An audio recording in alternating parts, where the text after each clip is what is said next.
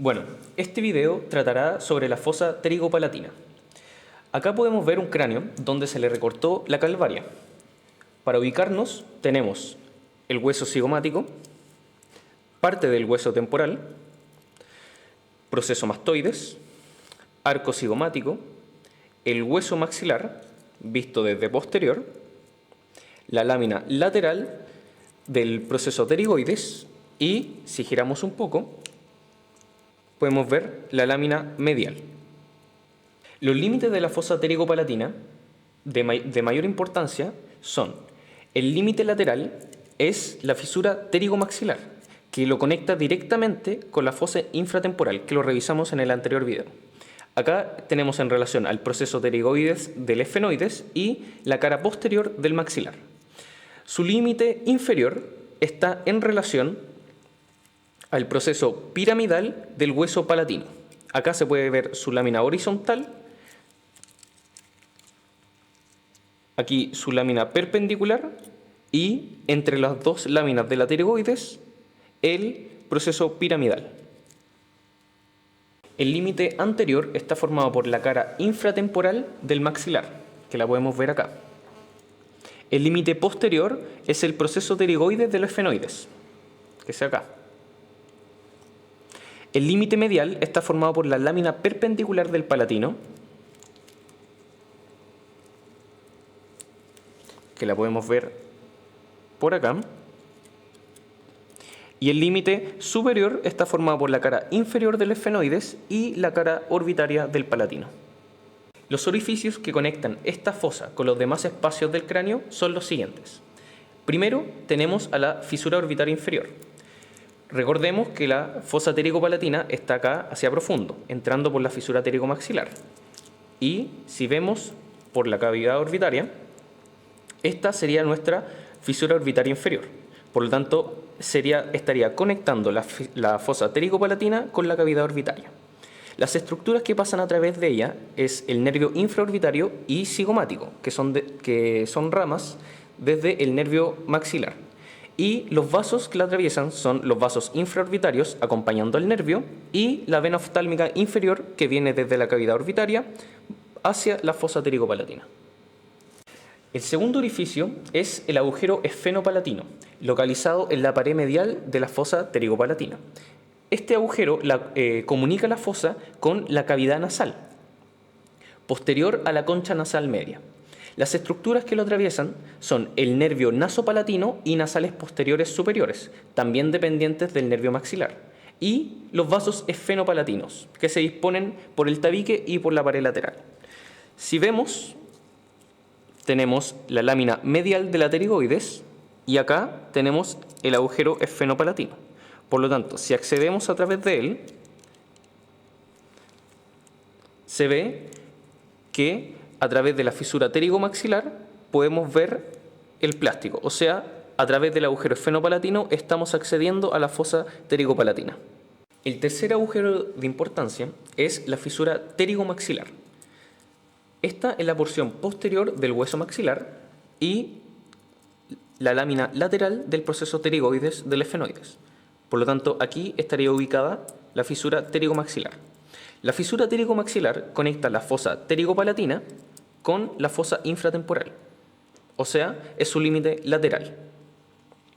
Las estructuras que atraviesan la fisura pterigomaxilar son los nervios alveolares posteriores superiores, que salen desde la fosa pterigopalatina hacia la fosa infratemporal, la tercera parte de la arteria maxilar que entra a través de la fisura y venas que van hacia el plexo venoso pterigoideo. El cuarto agujero que revisaremos es el agujero palatino, que está localizado inferior a la fosa pterigopalatina, conectándolo con los paladares duro y blando. Aquí tenemos la cavidad oral, el hueso maxilar y la cavidad nasal. Aquí podemos observar el agujero palatino, que conecta la fosa pterigopalatina con la cavidad oral, específicamente con los paladares.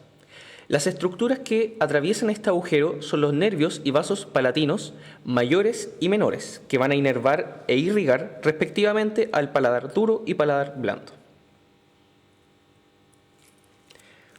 Aquí podemos observar que entrando por el agujero palatino, a través de la fisura pterigomaxilar, observamos el plástico. Por lo tanto, se ve la continuación entre la fosa pterigopalatina y la cavidad oral. El sexto agujero que revisaremos es el agujero pterigoideo, que se encuentra posterior a la fosa pterigopalatina, conectándolo con el agujero rasgado, siendo inferior y medial al agujero redondo. La estructura que lo atraviesa es el nervio del conducto pterigoideo o nervio vidiano. Aquí podemos ver el alfiler entre las dos láminas de la pterigoides, lateral y medial. Por lo tanto, si vemos a través de la fisura pterigomaxilar, que es esa, observaremos que el alfiler está dentro de la fosa pterigopalatina.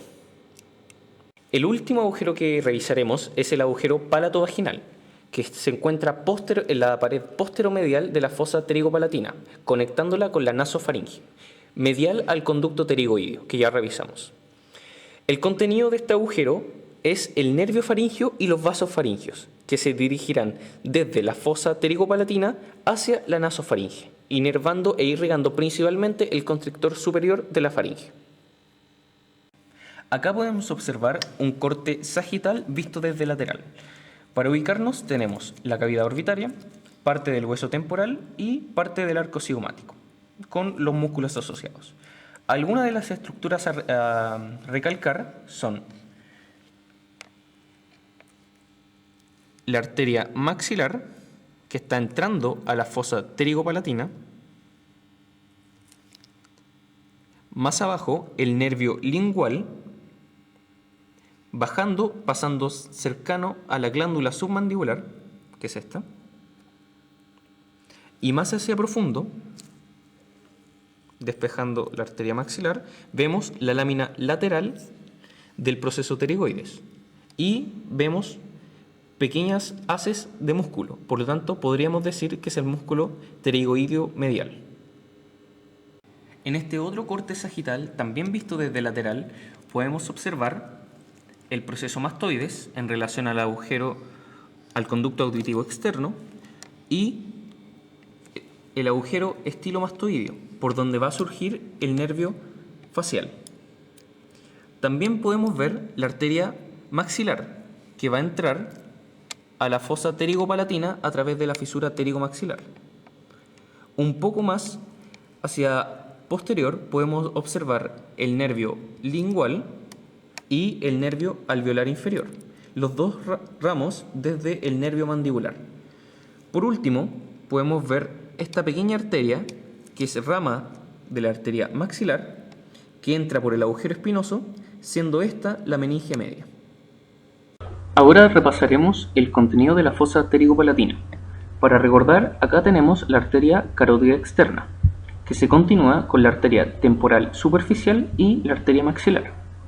La arteria maxilar, luego de dar todas sus ramas dentro de la fosa infratemporal, va a entrar a través de la fisura pterigomaxilar a la fosa pterigopalatina. Justo antes de entrar a la fosa pterigopalatina, da una última rama, que es la arteria alveolar posterior superior. Ya dentro de la fosa pterigopalatina da las siguientes ramas: la arteria infraorbitaria, que pasará a través de la fisura orbitaria inferior para entrar a la cavidad orbitaria; la arteria faríngea, que cruzará el agujero palatovaginal para dirigirse hacia posterior para entrar a la faringe; la arteria del canal pterigoideo, que acompañará al nervio vidiano a través del conducto pterigoideo; la arteria esfenopalatina, que se dirigirá hacia medial para entrar a la cavidad nasal a través del agujero esfenopalatino. Acá podemos ver de nuevo la arteria esfenopalatina, que dará ramas septales en relación al tabique y ramas laterales en relación a las conchas nasales. Y finalmente, arterias palatinas, que se dirigirán hacia inferior, cruzando el agujero palatino mayor y menor según corresponda, para entrar a la cavidad oral, anastomosándose con la rama terminal de la arteria esfenopalatina. Aquí podemos observar el tabique y la pared lateral de la cavidad nasal, con las conchas nasales. Acá podemos observar el agujero esfenopalatino, que es atravesado por la arteria esfenopalatina, que entrando a la cavidad nasal dará ramas posteriores laterales en relación a la pared lateral y ramas septales en relación al tabique. La rama septal terminará cuando cruce el agujero incisivo, canal incisivo, para entrar a la cavidad oral, anastomosándose con la porción terminal de esta arteria, que son las arterias palatinas, que cruzan hacia inferior a través de los agujeros palatinos mayores y menores para entrar a la cavidad oral, anastomosándose en ese punto. El contenido nervioso de la fosa pterigopalatina está compuesto principalmente por el ganglio pterigopalatino, que es este. Además, podemos observar este gran nervio, que es el nervio maxilar proveniente del nervio trigémino, el quinto par. Otros ramos que también entran o salen a la fosa pterigopalatina es este, el nervio vidiano o del canal pterigoideo, que se forma por la unión del petroso mayor con el petroso profundo. Aquí también podemos ver el nervio faríngeo, que sale a través del conducto palatovaginal para entrar a la faringe. Podemos ver los ramos palatinos mayores y palatinos menores, hacia el paladar duro y paladar blando.